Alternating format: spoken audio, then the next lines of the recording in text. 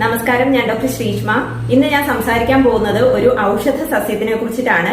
മഴക്കാലത്ത് ധാരാളമായിട്ട് നമുക്ക് ചുറ്റും കാണുന്ന ഒരു ഔഷധ സസ്യമാണിത്. ഈ ഒറ്റൊരു ഔഷധ സസ്യം കൊണ്ട് നമ്മുടെ ശരീരത്തിനെ ശുദ്ധീകരിക്കാനും പുനരുജ്ജീവിപ്പിക്കാനും സാധിക്കും. കരളിനെയും വൃക്കകളെയും സംരക്ഷിച്ച് ശരീരത്തിനെ ശുദ്ധി ചെയ്ത് ദീർഘകാല രോഗാവസ്ഥകളിൽ നിന്ന് പോലും തിരികെ കൊണ്ടുവരാൻ കഴിവുള്ള ഒരു മാജിക്കൽ ഔഷധ സസ്യമാണിത്. ഇതിന്റെ പേരാണ് പുനർനവ. നമ്മൾ സാധാരണയായിട്ട് ഇതിനെ തഴുതാമ, തവിഴാമ എന്നൊക്കെ പറയും. രോഗത്തെ മാത്രം ലക്ഷ്യമിടാതെ ശരീരത്തെ നവീകരിക്കാനും കൂടെ കഴിവുള്ള ഒരു ഔഷധ ചക്രവർത്തിയാണിത്. ഈ സസ്യത്തിന്റെ ഗുണങ്ങൾ അറിയാനും അത് ഉപയോഗിക്കേണ്ട രീതി അറിയാനും ഇത് എവിടെ നിന്ന് കളക്ട് ചെയ്യണം എന്നൊക്കെ അറിയാനായിട്ട് ഈ വീഡിയോ മുഴുവനായിട്ട് എല്ലാവരും കാണണം. കൂടാതെ എന്റെ ചാനൽ ഒന്ന് സബ്സ്ക്രൈബ് ചെയ്യുകയും കൂടെ ചെയ്യണേ. ഈ പുനർനവ എന്നുള്ള വാക്കിന്റെ അർത്ഥം പുനരുജ്ജീവിപ്പിക്കുക അല്ലെങ്കിൽ ജീവിതത്തിലേക്ക് തിരികെ കൊണ്ടുവരിക എന്നുള്ളതാണ്. അതായത് ഇതിന്റെ പതിവ് ഉപയോഗത്തിലൂടെ ഒരാള് ഉന്മേഷമുള്ളവനാവുകയും ഊർജ്ജസ്വലനാവുകയും അതുവഴി ചെറുപ്പമാവുകയും ചെയ്യുന്നു. ഈ ഒരു ചെടി വേനൽക്കാലത്ത് ഉണങ്ങുകയും മഴക്കാലത്ത് വീണ്ടും തളിർത്തു വരികയും ചെയ്യുന്ന ഒന്നാണ്. ദഹനപ്രക്രിയയെ ശരിയാക്കുകയും ഫാറ്റി ലിവർ ഉൾപ്പെടെയുള്ള കരൾ രോഗങ്ങൾക്കും അതുപോലെ കൊളസ്ട്രോള്, ഷുഗർ ഇതിന്റെയൊക്കെ അളവ് നിയന്ത്രിക്കാനായിട്ടും സഹായിക്കുന്നതാണ്. നമുക്കറിയാം, മനുഷ്യ ശരീരത്തിലെ ഒരു ഗ്രന്ഥിയും ഏറ്റവും വലിയ ഒരു ആന്തരിക അവയവവുമായിട്ടുള്ള കരള് ഒരു പരീക്ഷണശാലയായിട്ടാണ് നമ്മളുടെ ശരീരത്തിൽ പ്രവർത്തിക്കുന്നത്. നമ്മളുടെ ശരീരത്തിൽ ദഹന പ്രക്രിയയ്ക്ക് ആവശ്യമായിട്ടുള്ള പിത്തരസം ഉൽപ്പാദിപ്പിക്കുന്നു. മാലിന്യങ്ങളെ കളഞ്ഞ് ശരീരത്തിനെ ശുദ്ധിയാക്കുന്നതിൽ ഒരു പ്രധാന പങ്ക് വഹിക്കുന്നു. ഇവിടെയാണ് നമ്മൾ കഴിക്കുന്ന ആഹാരത്തിൽ നിന്ന് നമ്മളുടെ ശരീരത്തിന് ആവശ്യമായിട്ടുള്ള പോഷകങ്ങളുടെ ഒരു സംവിധാനം തന്നെ നടക്കുന്നത്. ഇങ്ങനെ ഒരാളുടെ ജീവൻ നിലനിർത്താൻ ആവശ്യമായിട്ടുള്ള നൂറുകണക്കിന് കാര്യങ്ങൾ ചെയ്യുന്നത് ഈ കരളാണ്. അതുകൊണ്ട് തന്നെ ഈ കരളിനെ പുനരുജ്ജീവിപ്പിക്കാനായിട്ടും ഈ പുനർനവയ്ക്ക് സാധിക്കും. ശരീരത്തിലെ കൊഴുപ്പ് കുറയ്ക്കാനുള്ള ഒരു കഴിവുണ്ട്. അമിതമായിട്ടുള്ള ഭാരം കുറയ്ക്കാനും ശരീരത്തിൽ എപ്പോഴും നീർക്കെട്ട് അല്ലെങ്കിൽ വീക്കമൊക്കെയുള്ള ആൾക്കാർക്കും ഇത് ഉപയോഗിക്കാവുന്നതാണ്.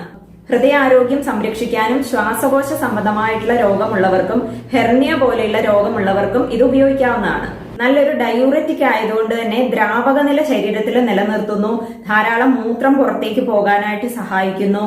അധികമായിട്ട് വെള്ളം ശരീരത്തിൽ കെട്ടിക്കിടന്നുണ്ടാവുന്ന അസൈറ്റിസ് പോലെയുള്ള പ്രശ്നങ്ങൾക്കും ഈ പുനർനവ നല്ലൊരു പരിഹാരമാണ്. പ്രമേഹം പോലെയുള്ള രോഗങ്ങൾ കൊണ്ട് കേടായ വൃക്കയെ പുനരുജ്ജീവിപ്പിക്കുന്നു. സന്ധിവേദനയും അണുബാധയും കുറയ്ക്കുന്നു. രക്തശുദ്ധി വരുത്തുന്നത് വഴി രോഗപ്രതിരോധ ശേഷി നൽകുകയും ചെയ്യുന്നു. ശരീരത്തിന്റെ ക്ഷീണം മാറ്റി ദുർബലമായ ശരീരത്തിനെ പുനരുജ്ജീവിപ്പിക്കാനായിട്ടും സഹായിക്കും. രക്തത്തിൽ അധികമായിട്ടുള്ള യൂറിയയുടെ അളവ് കുറയ്ക്കാനും ഈ പുനർനവ അല്ലെങ്കിൽ തഴുതാമ ഉപയോഗിക്കാവുന്നതാണ്. ഇത് ഉപയോഗിക്കേണ്ട രീതി പറയുന്നതിന് മുന്നേ ഇത് എങ്ങനെ കളക്ട് ചെയ്യണം, എവിടെ നിന്ന് കളക്ട് ചെയ്യണം എന്നൊക്കെ ഉള്ളതിനെ കുറിച്ച് ഞാൻ കുറച്ച് കാര്യങ്ങൾ പറഞ്ഞുതരാം. വൃത്തിഹീനമായിട്ടുള്ള സ്ഥലത്ത് വളരുന്നത് ഉപയോഗിക്കരുത്. റോഡ് സൈഡിലൊക്കെ വളരുന്നത് എടുക്കാതിരിക്കുക. വാഴ പോലെ എന്തെങ്കിലും കൃഷി ചെയ്യുന്നതിന്റെ ഇടയ്ക്ക് അത് രാസവളമൊക്കെ ഇട്ട് കൃഷി ചെയ്യുന്ന ഒരു കൃഷിസ്ഥലം ആണെങ്കിൽ അവിടെ ഉണ്ടാകുന്ന തഴുതാമ ഉപയോഗിക്കാതിരിക്കുക. ശവപ്പറമ്പ്, ടോയ്ലറ്റിനൊക്കെ ചുറ്റും വളരുന്നത് ഇങ്ങനെയുള്ള സ്ഥലത്തു നിന്നൊന്നും ഒരു ഔഷധ സസ്യവും എടുത്ത് ഉപയോഗിക്കാനായിട്ട് പാടില്ല. നല്ല വൃത്തിയുള്ള സ്ഥലത്ത് വളർന്നതും നല്ല നനവുള്ള സ്ഥലത്ത് വളർന്നതും നല്ല രീതിയിൽ സൂര്യപ്രകാശം ഏറ്റു വളർന്നതും പൂർണ്ണ വളർച്ച എത്തിയതും അല്ലെങ്കിൽ പൂർണ്ണമായിട്ട് പാകമായതുമായിട്ടുള്ള സസ്യങ്ങളാണ് നമ്മൾ ഉപയോഗിക്കേണ്ടത്. സീസണലായിട്ട് വളരുന്ന ഔഷധ സസ്യങ്ങളാണെങ്കിൽ അങ്ങനെ തന്നെ ഉപയോഗിക്കാനായിട്ട് ശ്രദ്ധിക്കുക. അല്ലാതെ നമ്മൾ കൊണ്ട് നട്ട് നനച്ച് അങ്ങനെ വളർത്തുന്നതിന്റെ ഗുണവും സീസണലായിട്ട് വളരുന്ന ആ ചെടിയുടെ ഗുണവും തമ്മിൽ നല്ല വ്യത്യാസം ഉണ്ടാവും. ഇതുകൊണ്ടാണ് ചരകാചാര്യൻ വളരെ വ്യക്തമായിട്ട് പറഞ്ഞിട്ടുള്ളത്, ഒരു ഔഷധ സസ്യത്തിന്റെ ഫലപ്രാപ്തി എന്ന് പറയുന്നത് അതിന്റെ സ്വഭാവം, അത് വളർന്ന ഒരു ആവാസ വ്യവസ്ഥ, അതിനെ എങ്ങനെ സംരക്ഷിച്ചു, അത് എങ്ങനെ ഉപയോഗിക്കുന്നു, ഇതിനെ എല്ലാം ആശ്രയിച്ചാണ് ഇരിക്കുന്നത്. അതാണ് പറയുന്നത്, നമ്മൾ ഒരു ഔഷധ സസ്യത്തിനെ തോന്നിയെടുത്തു നിന്നെല്ലാം പറിച്ചെടുത്ത് തോന്നിയ രീതിയിൽ, തോന്നിയ അളവിൽ, തോന്നിയ നേരത്തെ എല്ലാം കൂടെ എടുത്ത് ഉപയോഗിച്ചു കഴിഞ്ഞാൽ ഇത് ഗുണത്തിലേറെ ദോഷം ചെയ്യും. ഇനി ഇതിന്റെ ഉപയോഗ രീതിയിലേക്ക് വരാം. ഇത് ഉപയോഗിക്കേണ്ട ഭാഗം എന്ന് പറയുന്നത് ഇത് സമൂലമായിട്ട് തന്നെ ഉപയോഗിക്കാം.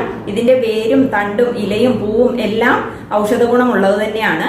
മഴക്കാലത്താണിത് വീണ്ടും പൊട്ടിക്കിളിച്ച് വരുന്നത് എന്ന് ഞാൻ പറഞ്ഞല്ലോ. അതുകൊണ്ട് തന്നെ നമുക്കിത് തോരനായിട്ട് ആഹാരത്തിലൊക്കെ ഉൾപ്പെടുത്താവുന്നതാണ്.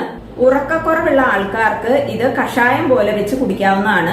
ഇടയ്ക്കിടയ്ക്ക് മൂത്രക്കടച്ചിൽ വരുന്ന ആൾക്കാര്, കല്ലിന്റെ പ്രശ്നമുള്ള ആൾക്കാര്, ശരീരത്തിന് മുഴുവനായിട്ട് നീര് വരുന്ന ആൾക്കാര്, ഇവർക്കെല്ലാം ഇത് ആഹാരത്തിൽ ഉൾപ്പെടുത്തുകയും ചെയ്യാം. അതുപോലെ വെള്ളം തിളപ്പിച്ച് കുടിക്കുകയും ചെയ്യാവുന്നതാണ്. അതുപോലെ രക്തക്കുറവുള്ള ആൾക്കാർ അതിന് മരുന്ന് കഴിക്കുന്ന കൂട്ടത്തില് ഇതും കൂടെ ആഹാരത്തിൽ ഉൾപ്പെടുത്തുകയും വെള്ളം തിളപ്പിച്ച് കുടിക്കുകയൊക്കെ ചെയ്യാവുന്നതാണ്. ഇത് ലഭ്യമാകുന്ന സമയത്ത് എടുത്ത് ഉണക്കിയൊക്കെ വെക്കുകയാണെങ്കിൽ ഇത് പിന്നീട് ഹെർബൽ ടീ ആയിട്ടും വെള്ളം തിളപ്പിച്ച് കുടിക്കാൻ വേണ്ടിയിട്ടൊക്കെ ഉപയോഗിക്കാവുന്നതാണ്. ഇതൊരു ഹെർബൽ ടീ ആക്കാൻ വേണ്ടിയിട്ട് ഒരു 2.5 ഗ്രാം അളവിൽ ഇതിന്റെ പൊടിയും നെല്ലിക്ക പൊടി ഒരു 2.5 ഗ്രാമും കൂടെ എടുത്ത് ഇതിൽ പനം കൽക്കണ്ടവും കൂടെ ചേർത്ത് ഒരു ഹെർബൽ ടീ ആക്കി ചായക്കും കാപ്പിക്കും ഒക്കെ പകരമായിട്ട് ഉപയോഗിക്കാവുന്നതാണ്. ഇതൊരു 7 ദിവസമോ 21 ദിവസമോ ഒക്കെ ഉപയോഗിക്കാവുന്നതാണ്. ഫാറ്റി ലിവറുകാർക്കും എല്ലാവർക്കും ഉപയോഗിക്കാവുന്നതാണ്. അല്ലാതെ കഷായമായിട്ടോ വെള്ളം തിളപ്പിച്ചൊക്കെ കുടിക്കാനാണെങ്കിൽ ഒരു 5 ഗ്രാം പൊടി എടുക്കുക. ഇതൊരു 2 ഗ്ലാസ് വെള്ളത്തിൽ തിളപ്പിച്ച് വറ്റിക്കേണ്ട ആവശ്യമൊന്നുമില്ല. 2 മിനിറ്റോ 3 മിനിറ്റോ അധികം ഒന്ന് തിളപ്പിച്ചതിന് ശേഷം അരിച്ചെടുത്ത് ഇടവിട്ട് കുടിക്കാവുന്നതാണ്.